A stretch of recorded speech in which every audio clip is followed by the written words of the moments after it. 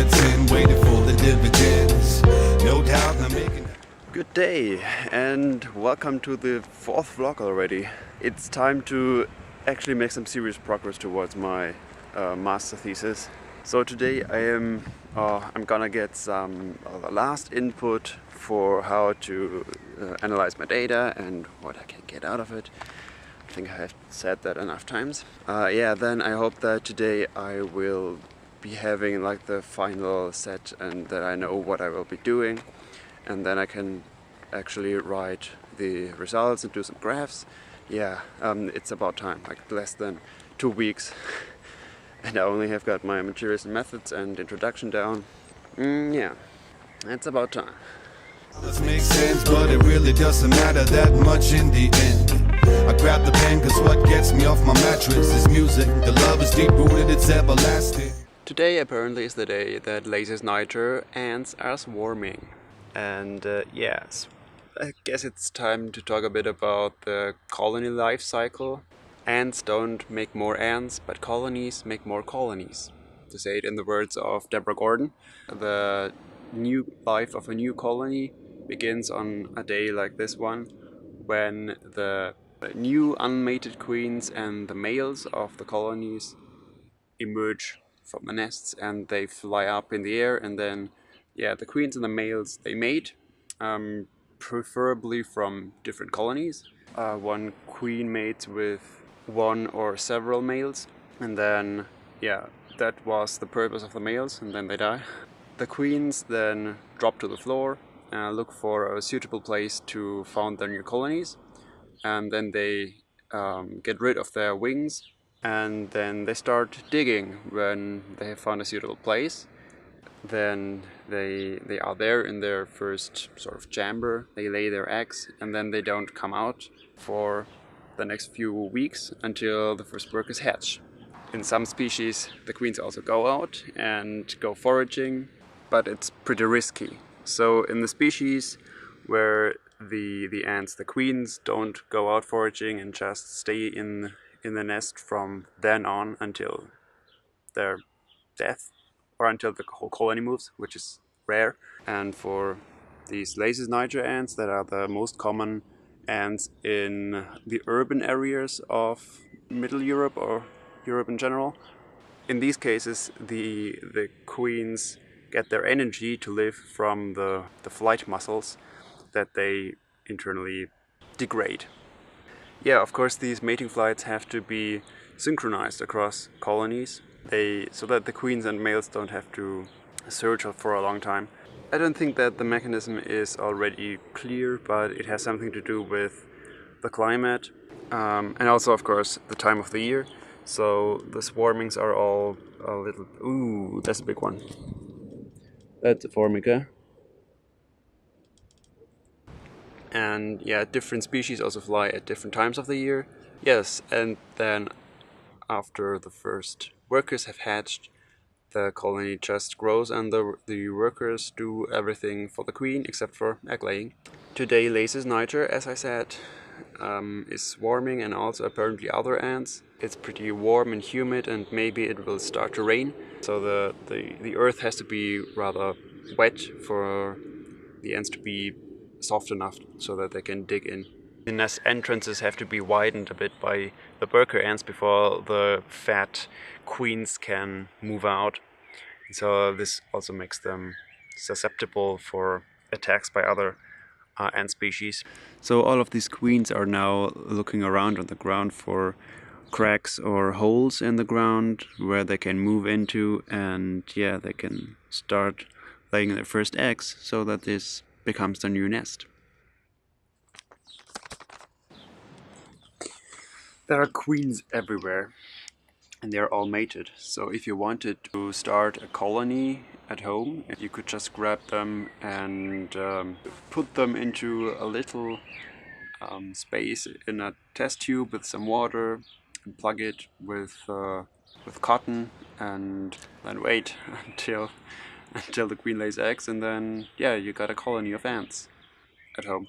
There are some species where the queens always just found their new colony all alone, And there were others where a few queens go together, like they work together and dig out the first sort of founding chamber together.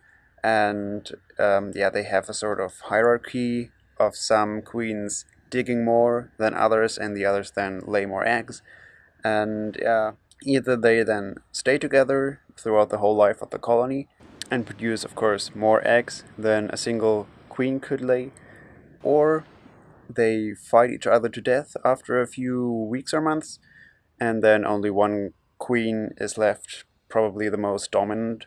Yeah, then she just had a little kickstart in the beginning. This is the queen of a socially parasitic lacer species. I don't really know which species it is. It's hard to tell. So socially parasitic means that this queen doesn't really want to do all that stuff with digging out a chamber and laying her eggs and then waiting until the workers and all that stuff. So instead she just grabs a poor worker of her host species, that is a closely related lacer species, and then she kills it, unfortunately, and rubs it all over its head and also other parts of her body. This makes her smell like her host species, and this is the most important characteristic for ants to distinguish between friend and foe. So when this queen ant then smells like its host species, just needs to get access to the colony, and then all the worker ants think that this is their legit queen, so they let the socially parasitic queen in. And then this queen just kills the real queen of the colony and then takes its place. Yeah, this just means that she can start laying eggs right away and she'll get fat and all that stuff, and then the host colony slowly turns into a colony of the socially parasitic species. So this is sort of the other way around to the slave-making ant that I showed you last week. Yeah, where the brood of other species are taken and turned into slaves, and here the whole colony is turned sort of into a slave for the queen. In the first phase after the colony foundation, it's all about growing. So there have to be more and more worker ants so that the colony is stable. And then after some time, maybe 1 year or several years, also depending on the species, the colony has reached its mature size. Then it starts to produce queens and males, and then the colony cycle repeats itself. By the way, what I'm telling you about these ants and science in general is just my knowledge, what I currently know, and I didn't really put that much effort into researching all of this because it's, I also have to do other stuff, and so this is just what I know and can tell you from the top of my head when I'm encountering something like this or the slave makers, and I hope that there are not too many inaccuracies or gaps in knowledge.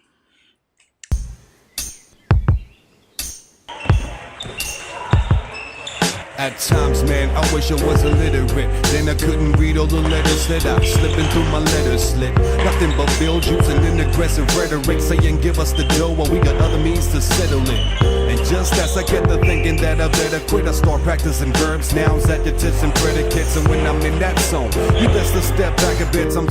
I just learned that this was the last time trampoline, and I don't know whether I can find a trampoline course in the US so quickly. I really like that. Learning new tricks every few weeks, that's really, really fun. But maybe I will find a new sports where I can learn new tricks. Like, I'm currently pretty interested in tricking. Or, doing basically trampoline stuff on the ground.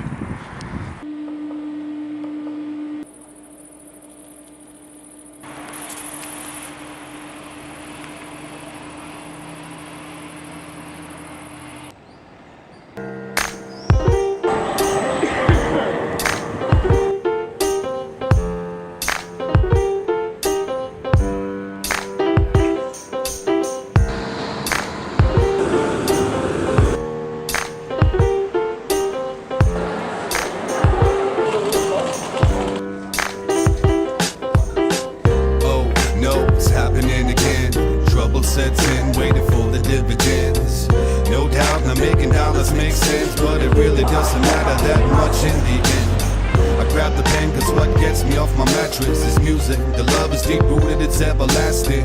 It follows me from the cradle to the casket. Pure satisfaction As you can gathering my see, I am soul in Nuremberg now, but I'm actually on my way to Regensburg. So in like 10 minutes or so, my next train will go, and then I will visit some old colleagues there. Wir werden sofort dann fortsetzen, wenn die Gleise wieder frei sind. Sobald mir nähere Informationen vorliegen, melde ich mich wieder. The casket, pure satisfaction gathering my soul shattered fragments.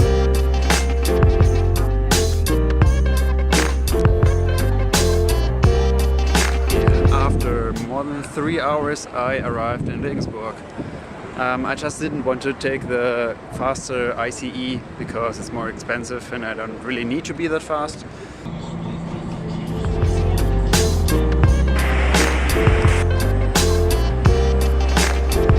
So who are these people and why am I visiting them? So it all began 3 years ago when I was looking for a supervisor to do my bachelor's thesis with. And in the lab where I'm now, in Würzburg, they didn't have the capacity, so they couldn't take me. And I really wanted to do something with the behavior of ants, and nobody else really does something like that in our uni. So I looked around and searched on the internet for people that are also doing interesting stuff with the behavior of ants. And I found this guy, Tomer Tschatschkes, at the University of Regensburg here. By car it is 2 hours away from Würzburg. And so I stayed for 2 months there to take all the data for my bachelor thesis, and that was pretty successful. But afterwards we also continued to work together on that project and one day Tommy got back from the UK from a conference on social insects, I think, and he said, yeah, you know, there is a PhD student from the University of York who is also doing exactly the same thing as I am doing. So Tommy sent me to York with his money to visit the lab of this PhD student to see whether they are doing the experiments just as careful as I did. So I was there for 1.5 weeks in York, and it was also a cool time in the British spring. Yeah. Afterwards we waited a long time and then we wrote the paper up and we have submitted it, and now we're just waiting for a response. So maybe in the next few months there will be a paper with me as a first author from a bachelor thesis, which is pretty amazing.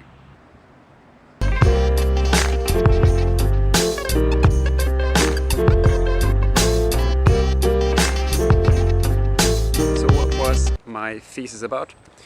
You may have seen that ants form these streets or trails on the ground, and then they frequently contact each other, and then they move on their path.